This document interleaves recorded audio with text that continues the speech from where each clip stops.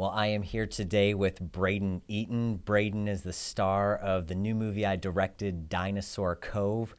Brayden, we met, I think, almost a year ago in this exact studio when you came in to audition for the movie. Yeah, I did, and gotta say, I was very nervous. Okay, I have to actually say this. I was nervous that day too. Oh. So it's been a year we've worked together. We've done a feature together. And what was it like, though, when you found out you got the role? Well, it was very shocking and happy and a mix of emotions of those two. I was like, wow, I really got this.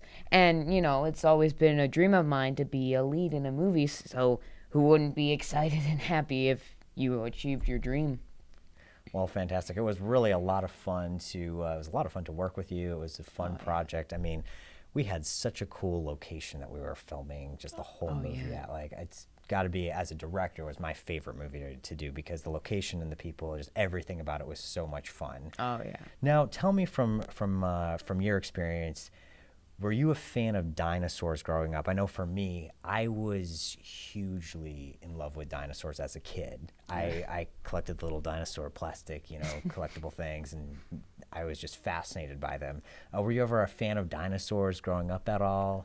I was a fan, but I wasn't, overly. Overly? I wasn't the type of Overly kid dinosaur nerd, that's okay. Yeah. I wasn't the kind of kid to go out of his way to see if they could find dinosaur fossils. Yeah. But I was a big fan of them. I just was, kind of a normal fan of them. I would love to read up about them on the library and stuff, and it would just be a great time. I still have my old dinosaur books back at my home. Oh, fun. Now, working specifically on this movie, what was your favorite memory from set? That's a hard one because I loved every moment on set. But one of my favorite moments on set, I think, was when I was in an emotional scene where Riley and my dad, Wyatt, were in an emotional scene. And it was just such a beautiful moment because, they're finally coming together after so long. And the scenery and everything was so great. And that's just one of my favorite moments on set. Oh, that's awesome. Well, I loved the whole shoot. Movies are a lot of fun, but they're also a lot of work. Yes. And sometimes when I work with kid actors, I'm like, this is probably going to take longer than you thought, and it's probably going to be less fun than you thought also. Because filmmaking, it's a lot of work, and it's kind of a tedious process. We do a lot of things, and then you redo things, and it's do another take on that, but do this differently, or we didn't get the timing quite right, so we have to go again. As an actor, what was one of the scenes that you found to be the most challenging? Ooh.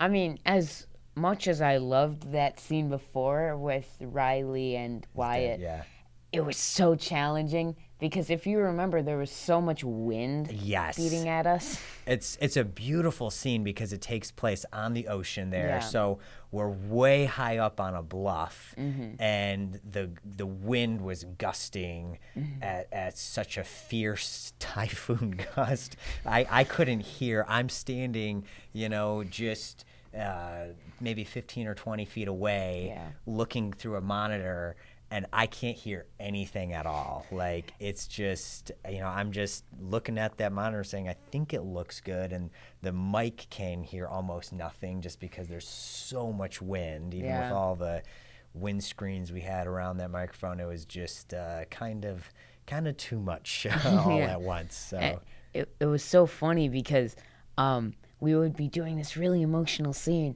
and then it's like, can you redo that? Yeah. I couldn't hear it really. I know. Well, I as a director of it, especially in that scene, I'm like, I can't hear at all. So I'm just directing purely on the visual if it looks good, which the visuals are a big part of communication. The text you're saying, there's some scientific psychological studies that they've done. The text you're saying is only a small percentage of the communication that's actually taking place. There's the facial expressions and the way you're saying it, and your eyes and the nonverbal communication. All of that heavily plays into the communication experience, and the same is true for movies. Even if we can't hear the text, I can tell if I'm kind of getting the emotions that I want just based on looking at the frame. Yeah. So I think I was seeing a lot of what I wanted, but yeah, there was some of those things. Hey, can you redo that again? I need to see, I need to see this or that. And I know it did make it tough, but I would say the location though was worth it. Oh yeah, definitely. It was such a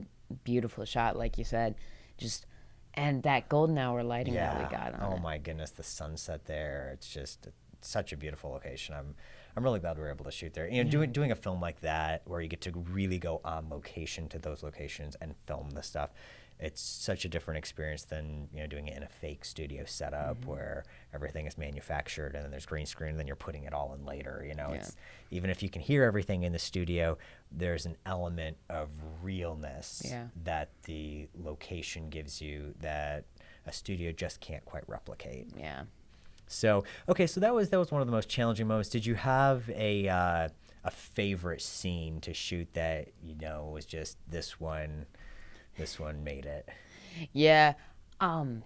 If you remember back during one of our last days of filming, it was one of my favorite scenes because it was just so funny when Dr. V had those little hand puppets. Yes. And he was like, "Oh, I love your dimple, Yes. Dr. V." And he was like, "I didn't even know I had a dimple." Yes. It was so funny off of camera and on camera. Well, James is a lot of fun to work with. He's a really good actor, and then just such a, I guess, fabulous human being. I think that's the best way to say it. He's got such a big personality, and he's very proud of his awesome dimple. So His awesome yes, dimple. his awesome dimple. So, but yeah, it is funny. Put that all into the scene there, and it was funny because that was actually a lot of his ad lib. Yeah. And there's one of those two things. He's going for it. He's got the little hand puppets, and he's doing the scene. Yeah. And then he's like, "Line," I'm like, "Line. You're ad libbing it. I don't know, buddy, but this is what you said last time, and I thought that worked, so you could say that again. But Just go for it." Just go for it. And but he's a lot of fun. So. Well, very, very cool. So Dinosaur Cove was obviously a big film that you just did, and you've completed Dinosaur Cove. Oh, yeah. But I know you've been busy because I see your social media, and you are in films all the time. You're shooting sometimes every day. You're doing a lot of different film and TV projects. So tell me a little bit. Tell me about what else do you have upcoming?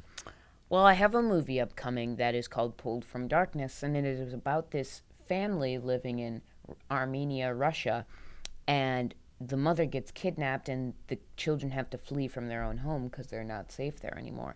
So it's kind of like they're fending for themselves in a different country because they end up making it past the border into a different country. And they're fending for themselves, but also more and more people come along to help them in their life, risking their own lives because being an undocumented child in Armenia, you can get sent in prison for a lifetime. Wow. And this is based on a true story, too.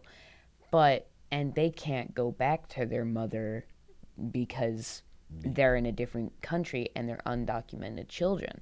So if they try to get onto a plane to go to the other country or cross the border to get to the other country, they can't because they're undocumented children.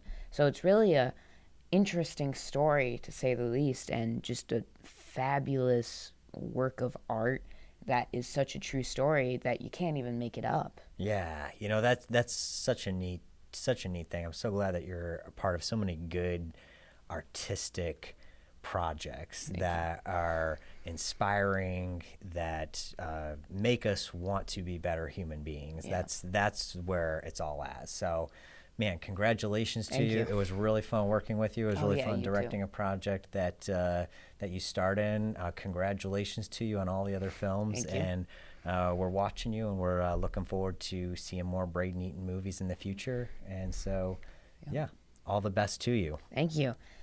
And I'm looking forward to working with you again. Okay, well, hey, I hope so. I hope so. Maybe a sequel or maybe a new movie, something else. Who knows? Who knows? Okay, well, good stuff.